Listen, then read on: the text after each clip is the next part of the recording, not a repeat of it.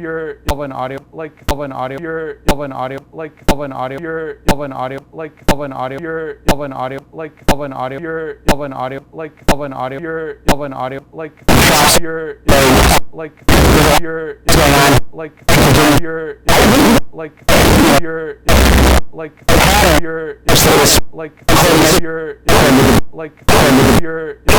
like your like your like your like your like your like your like your like your like your like your yeah, exactly. That's the thing. It's these mics are great, but the danger is if you're not pointing at what you want, then you don't get what you want. Yeah. But they're really, really terrific for situations like this, where there's a lot of stuff going on in the room, or there's interference. Now, why does it sound so different, like, than, like, it sounds without the headsets on? I mean, like, it doesn't sound real than that. I mean, it sounds like very, like, tinny. So which sounds tinny when the headphones are on? Yeah, I'm not sure if it's just like this mic or if it's the combination. It's like static. It might be that. What you might want to try, unplug one, just listen to one, listen to the other.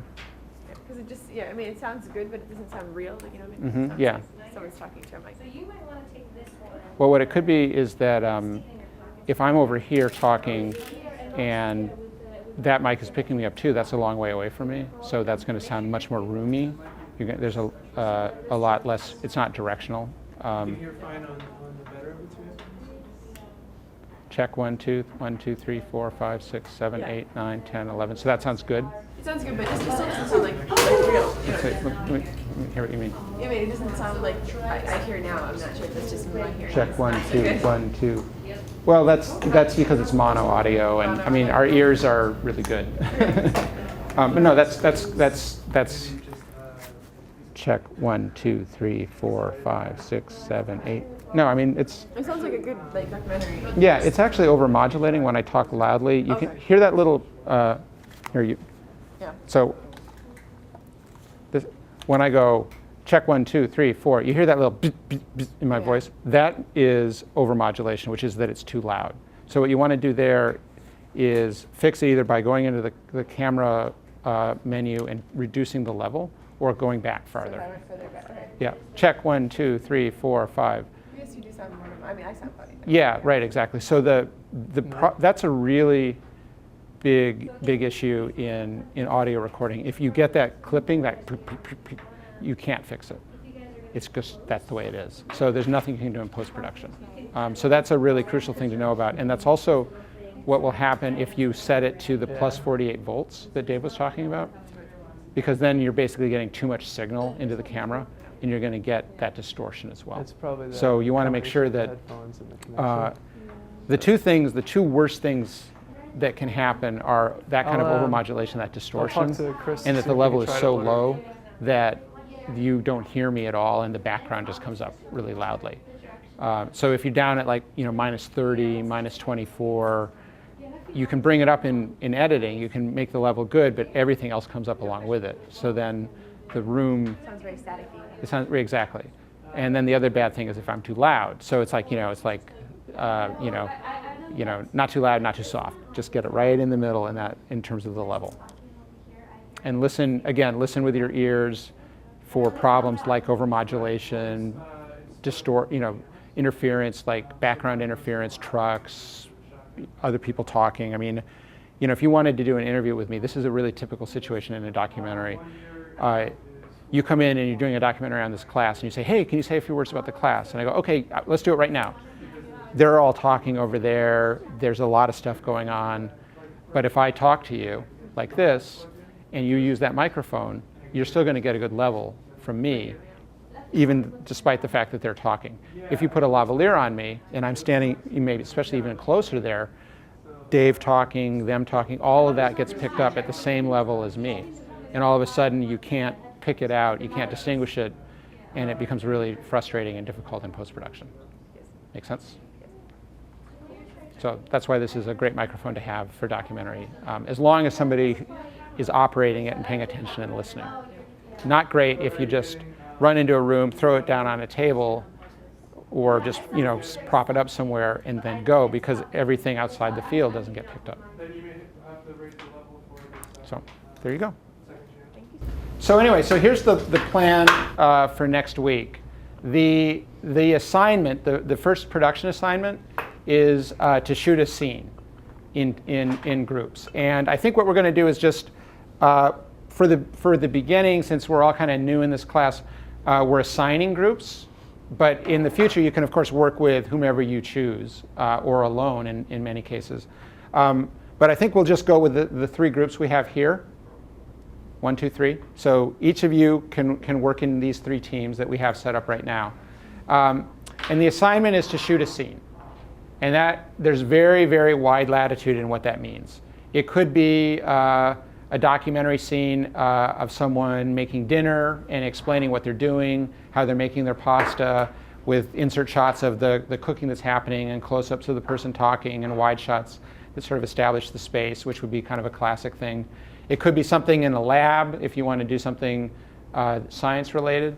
It could be a fiction scene if you want to have a couple of friends be your actors. You can write or improvise something and film that. The requirements are fairly simple. We want you to use sound. So we want you to record sound and video at the same time, which is why you're going to be working in teams of 2. And we also want you to shoot more than 1 shot. So don't just do one handheld shot following somebody around and talking.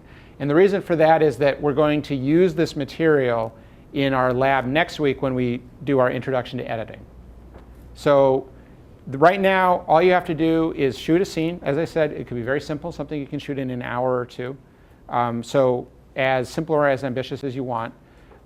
You'll turn in the tape next week, next Wednesday night at the lecture, and we'll have it ready for you to edit on Friday morning in the lab.